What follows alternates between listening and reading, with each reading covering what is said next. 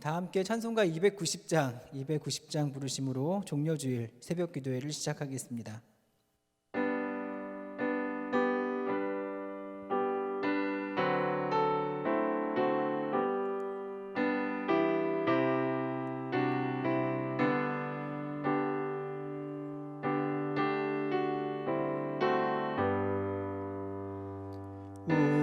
우리는 주님을 늘 배반하나 주 예수 여전히 날 부르사 그 참되신 사랑을 베푸시나니 내 형제여 주님을 곧 따르라. 주 널 위해 비네 주 널 위해 비네 주 널 위해 비네 항상 비시네. 주께서 풍성한 은혜를 내려 내 영혼이 나날이 복받으니 주 예수를 너희도 구주로 섬겨 곧 따르면 풍성한 복 받겠네. 주 널 위해 비네 주 널 위해 비네 주 널 위해 비네 항상 비시네. 무거운 짐 지고 애타는 인생 주 예수께 돌아와고 쉬어라. 내 주 예수 너희를 돌보실 때에 참 복락과 위가 넘치겠네.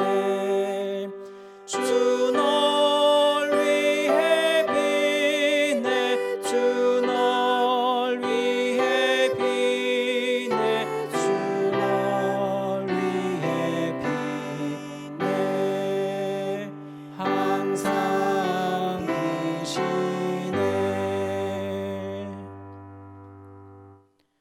오늘 주신 하나님 말씀은 마태복음 26장 31절에서 35절까지의 말씀입니다. 마태복음 26장 31절에서 35절 말씀 교독하도록 하겠습니다. 그때에 예수께서 제자들에게 이르시되 오늘 밤에 너희가 다 나를 버리리라. 기록된 바 내가 목자를 치리니 양의 떼가 흩어지리라 하였느니라. 그러나 내가 살아난 후에 너희보다 먼저 갈릴리로 가리라. 베드로가 대답하여 이르되 모두 주를 버릴지라도 나는 결코 버리지 않겠나이다. 예수께서 이르시되 내가 진실로 내게 이르노니 오늘 밤 닭 울기 전에 내가 3번 나를 부인하리라. 베드로가 이르되 내가 주와 함께 죽을지언정 주를 부인하지 않겠나이다 하고 모든 제자도 그와 같이 말하니라. 아멘. 오늘부터 시작되는 고난주간 일주일 동안 고난주간에 꼭 들어야 할 말씀을 우리 7분의 목사님들이 함께 나누게 될 것입니다. 오늘 그 첫 번째 시간으로 베드로 이야기를 한번 함께 나누려고 하는데, 우리가 베드로에 대해서는 너무 잘 알고 있기 때문에 따로 설명을 하지 않겠습니다. 베드로가 예수님 앞에서 다른 사람은 다 예수님을 부인해도 나는 예수님을 부인하지 않겠다고 2번씩이나 강한 의지를 표현하죠. 그러나 몇 시간이 지나지 않아서 베드로는 자기의 말을 책임지지 못하고 아주 부끄럽게 그 약속을 저버리게 됩니다. 그럼에도 불구하고 베드로의 고백, 다른 사람들은 다 주님을 버려도 나는 주님을 버리지 않겠습니다 라고 했던 그 고백이 거짓이었는가? 저는 그 고백이 전혀 거짓이라고 여겨지지 않습니다. 왜냐하면 평소 이 성경에 나오는 이야기, 베드로에 대한 이야기를 보아도 베드로의 성품 자체가 그러했기 때문입니다. 그걸 우리가 알기 때문에 불과 몇 시간 후에 베드로가 예수님을 부인했음에도 불구하고 예수님을 부인하지 않겠습니다 라고 고백했던 그 순간만큼은 베드로는 진실의 고백을 했던 것이죠. 여러분, 베드로가 어떤 사람입니까? 베드로는 조금 엉뚱한 성격이 있습니다. 몸을 사리지 않은 엉뚱함. 마태복음 14장에 보면 예수님이 밤중에 물 위를 걸어오신 사건이 나옵니다. 제자들이 먼저 배를 타고 갈릴리 바다를 건너가게 되었는데 밤중에 풍랑을 만나게 되었고 예수님께서 저쪽 멀리에서 걸어오시는 장면을 제자들이 보게 됩니다. 성경에 보면 다른 제자들은 예수님을 유령이라 생각하여 두려워했는데 베드로는 조금 엉뚱하게 말을 하죠.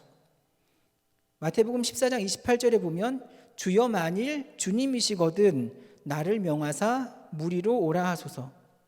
다른 제자들은 예수님을 전부 유령이라 해서 두려워했는데 베드로는 예수님께 말하기를 만일 예수님이 맞거든 나를 명하사 물 위를 걸어오라 말씀해 주십시오라고 요청하는 겁니다. 물 위를 걸어보겠다는 것이죠. 여기서 우리의 상상력이 조금 필요한데 밤 늦은, 그러니까 남들은 다 유령이라고 무서워서 벌벌 떠는 상황에서 나를 명하사 물 위를 걸어오라 하소서. 참 엉뚱합니다. 하지만 저는 이런 베드로의 모습이 밉게 보이지만은 않습니다. 몸을 사리지 않고 예수님께 나아가고자 하는 모습이 보이기 때문이에요.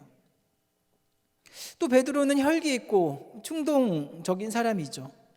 마태복음 26장에 보면 겟세마네 동산에서 기도하고 난 후에 군인들이 와서 예수님을 잡아갈 때 화가 나서 칼을 들고 말고의 귀를 치는 장면이 나오는데 그때 예수님이 말고의 귀를 다시 붙이시면서 베드로를 책망하시죠. 내 칼을 도로 칼집에 넣으라. 칼을 가진 자는 다 칼로 망하느니라. 여러분, 이것은 베드로가 칼을 휘둘렀을 때는 말고의 귀를 치려고 휘두른 게 아닙니다. 사람을 상하게 하기 위해서 칼을 가지고 그저 내리친 겁니다. 말고가 피했기 때문에 귀가 잘린 것이지 예수님의 제자라는 사람이 엄청난 짓을 한 겁니다. 분한 마음에 칼을 들고 설치는, 만약에 그 자리에서 사람이 죽었다면 어떻게 되었겠습니까? 예수님이 말고의 귀를 붙여주지 않으시고 그냥 피가 철철 흐르는 상황이었으면 이는 엄청나게 큰 사건이 되고 마는 겁니다. 그러니까 베드로는 앞뒤를 생각하지 못하고 충동적으로 일을 저지르는, 이게 바로 베드로의 성품입니다. 또 베드로는 생각이 조금 짧은 사람입니다. 마태복음 16장에 보면 예수님이 제자들에게 질문하십니다. 사람들이 나를 누구라 하느냐? 그때 제자들이 대답을 합니다. 사람들이 예수님을 누구라고 말합니다. 예수님께서 다시 물으십니다. 그러면 너희는 나를 누구라 하느냐? 그때 베드로가 대답을 하죠. 주는 그리스도시요 살아계신 하나님의 아들이십니다. 아주 진지하게 예수님께서 원하셨던 그 대답을 한 겁니다. 예수님이 베드로를 칭찬하시면서 제자들에게 앞으로 내가 고난을 당하게 될 것이고 십자가에 달려 죽게 될 것이다 라고 이야기를 했더니 그때 베드로가 다시 말하는 겁니다. 절대 그럴 수는 없습니다. 물론 예수님을 사랑하는 마음에 그렇게 말했겠죠. 그런데 그는 예수님이 고난을 당하시거나 죽으시면 안 된다라고 말합니다. 그때 예수님이 베드로를 책망하시며 이렇게 말씀하시죠. 사탄아 뒤로 물러가라. 너는 나를 넘어지게 하는 자로다. 내가 하나님의 일을 생각지 아니하고 도리어 사람의 일을 생각하는도다. 여기에 생각이라는 단어가 2번 나오는데 내가 하나님의 일을 생각지 아니하고 사람의 일을 생각한다. 여러분, 우리가 신앙생활을 할 때 하나님의 일을 좀 깊이 생각해 볼 필요가 있습니다.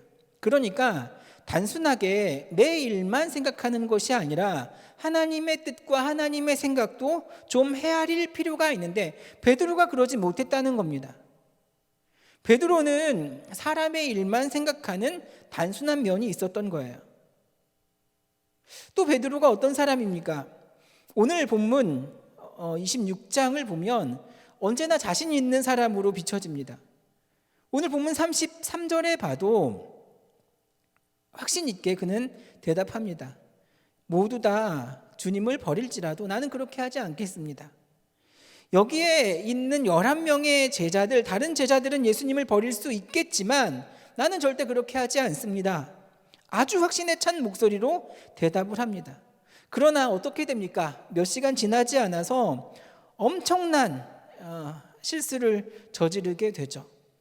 그러나 그때만큼 예수님 앞에서 다른 제자들 앞에 그런 고백을 할 때만큼은 저는 그게 거짓이라고 생각하지 않습니다. 자신 있게 대답을 한 겁니다.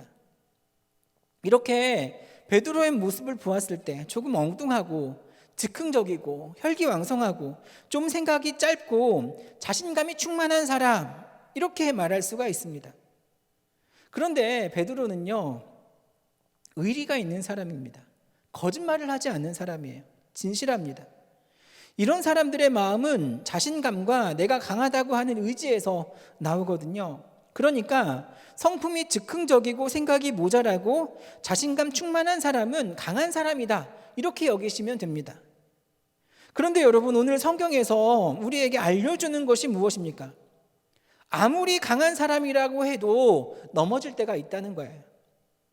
베드로의 그 강함이 여지없이 넘어지는 모습을 주님은 오늘 성경을 통해서 우리에게 보여주고 있습니다.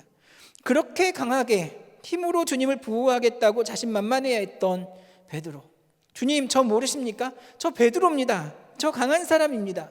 제가 마음만 딱 먹으면 아시잖아요, 예수님. 제가 부호해드릴 수 있습니다. 그런데 몇 시간 지나지 않아서 아주 비참하게 예수님을 부인하는 장면이 성경에 나옵니다. 스스로 강하다고 생각했지만 사실 그는 한없이 연약한 자였던 것이죠. 사랑하는 여러분, 사람은 다 약합니다. 여러분은 어떠십니까? 여러분은 강하십니까? 약하십니까?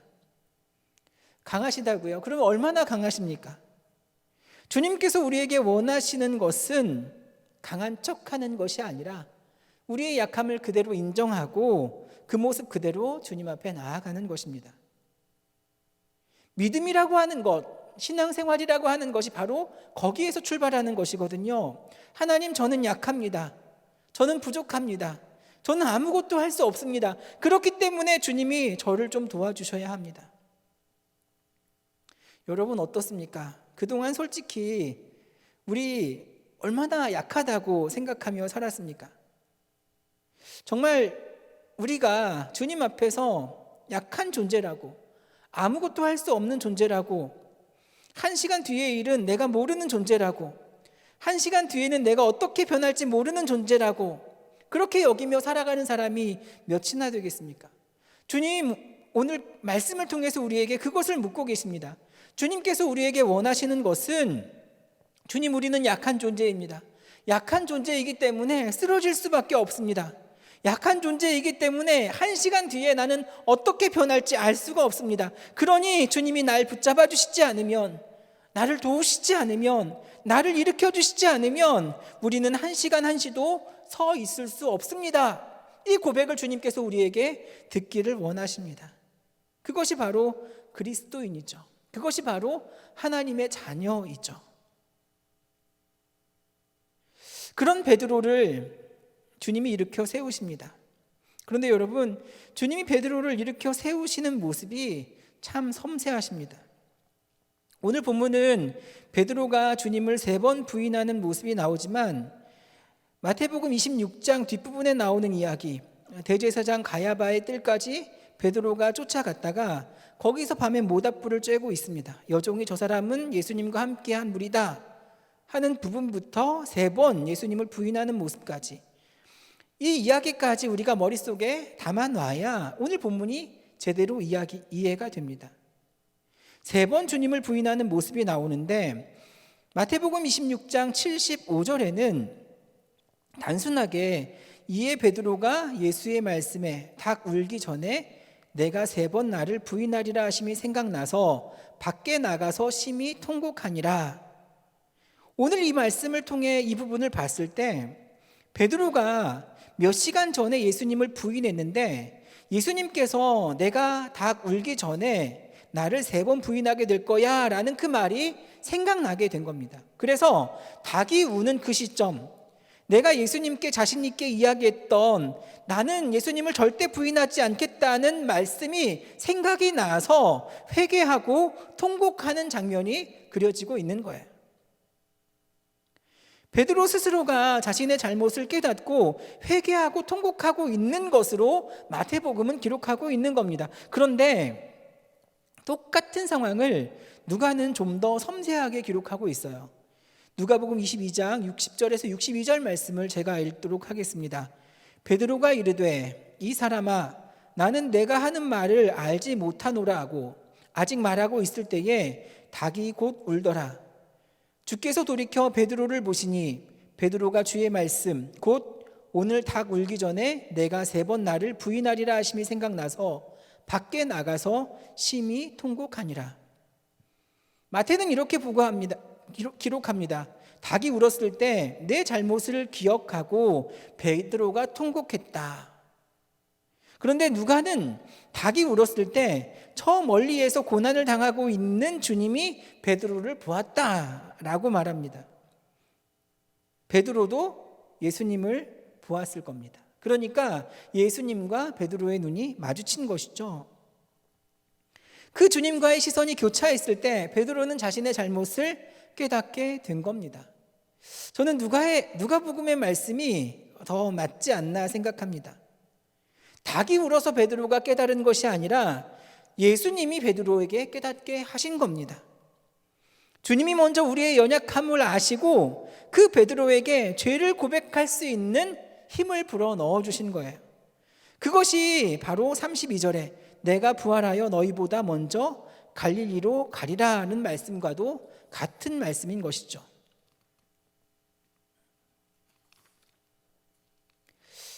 저는 이제까지 이 사실을 잘 몰랐습니다. 제자들이 갈릴리로 돌아간 이유가 주님, 우리는 주님 없이도 괜찮습니다. 내 의지로 한번 살아보겠습니다. 내 힘으로 살아보겠습니다. 해서 간 것이라고 생각을 했어요. 그런데 그게 아니라 예수님이 갈릴리로 제자들을 부르신 겁니다. 내가 너희보다 먼저 갈릴리로 가 있을 거야. 우리의 연약함을 아시고 우리를 일으켜 세우시기 위해서 내가 너희보다 먼저 갈릴리로 갈 거야. 주님이 그 말씀을 오늘 우리에게 하고 계신 겁니다. 누구든지 연약함을 고백하고 깨닫고 주님께 나아가는 자는 주님께서 일으켜 주실 것입니다. 그런데 그거 잊지 마십시오. 주님이 먼저 가서 기다리십니다. 주님은 우리의 연약함을 고백하기를 원하고 계시는 거예요. 나는 아무것도 할 수 없습니다. 나는 아무것도 아닙니다. 1시간 뒤의 일도 책임질 수 없는 자입니다. 주님이 하셔야 합니다. 그 고백을 우리가 주님께 드릴 수 있도록 주님이 우리 앞에서 기다리고 계신 거예요. 오늘 본문은 그것을 이야기하고 있는 겁니다. 요즘 코로나19 사태를 경험하면서 우리가 가장 많이 느끼는 감정이 무엇입니까? 절망 아닙니까? 한계다. 우리 힘으로 어쩔 수 없는 일이다. 우리 능력이 이렇게 부족한가? 우리가 왜 이 정도밖에 되지 못할까? 그런데 여러분 그거 아십니까? 이런 상황들을 믿음의 눈을 가지고 바라보게 되니까 지금 이 상황이 하나님이 우리를 갈릴리로 부르시는 일이에요. 거 봐라. 너희들의 힘으로 되지 않지 않냐? 너희의 힘으로 되지 않을 때 너희들이 이제 어떻게 하겠니? 여러분, 내 힘으로 하는 게 아닙니다. 우리는 큰 산과 같은 세상의 문제 앞에 터무니없는 부족함을 느낄 때가 많습니다. 그러한 상황 내 힘으로 해결하려 하지 마십시오. 믿음의 눈으로 바라보시고 주님의 눈을 간절히 사모하십시오. 주님의 마음이 느껴지신다면, 주님의 눈길이 느껴지신다면 그때 주님께 이렇게 고백하십시오. 네, 주님, 내 힘으로 할 수 없습니다. 주님이 도와주셔야 합니다. 여러분, 우리가 인생을 살면서 주님 앞에 짓는 가장 큰 죄가 무엇일까요? 다른 죄가 아닙니다. 내 약함을 온전히 인정하지 못하는 것이, 주님께 아뢰지 못하는 것이 가장 큰 죄입니다. 또 하나의 죄가 뭘까요? 주님만이 나의 약함을 고치실 수 있습니다 라고 고백하지 못하는 것이 주님 앞에 죄 짓는 것입니다. 여러분, 오늘도 우리가 주님께 고백하고 기도하길 원합니다. 오늘은 우리의 연약함을 고백하는 기도를 주님께 올려드렸으면 좋겠는데, 이렇게 기도하길 원합니다. 주님, 주님이 일으켜주시지 않으면 우리는 아무것도 할 수 없습니다. 주님, 주님이 우리를 도와주시지 않으면, 주님의 시선을 받지 않으면 우리는 다시 일어설 수 없습니다. 이 고백을 진지하게 주님 앞에 올려드릴 수 있으면 좋겠습니다. 나는 약합니다. 아무것도 할 수 없습니다. 그동안에도 우리는 이런 고백을 수없이 많이 해왔을 겁니다. 하지만 진짜 내가 약해서 주님 밖에는 다른 답이 없어서 주님 앞에 드린 고백이었는지 한번 곰곰이 생각해 보십시오. 주님만이 나를 일으킬 수 있다고, 주님만이 내 삶의 모든 것 되신다고 고백했지만 사실 아닐 때 많았잖아요. 오늘은 우리가 정직하게 이 기도를 할 수 있었으면 좋겠습니다. 주님이 일으켜 주셔야 내가 일어설 수 있습니다. 주님만이 내가 약할 때 강함이 되십니다. 이 고백이 오늘부터 시작되는 고난주간 동안 여러분의 입술에서 진실함으로 주님께 고백되어지기를 주님의 이름으로 간절히 축원합니다. 기도하겠습니다. 주님, 우리는 연약합니다. 강한 줄 알고 있었는데 아니었습니다. 믿음이 이만하면 좋다고 생각했는데 순간 어려움에도 쉽게 무너지고 마는 연약한, 너무나도 부족한 그런 자입니다. 주님이 일으켜 세워주시지 않으면 아무것도 할 수 없습니다. 주님이 도와주시지 않으면 우리는 이 수렁에서 헤어나올 수가 없습니다. 주님만 바라보게 하옵소서. 주님만 의지하게 하옵소서. 주님이 우리를 일으켜 세우셔야 우리가 온전히 서 있을 수 있음을 기억하고 주님과 함께 동행하는 이번 한 주가 되게 하여 주옵소서. 예수님의 이름으로 기도합니다. 아멘.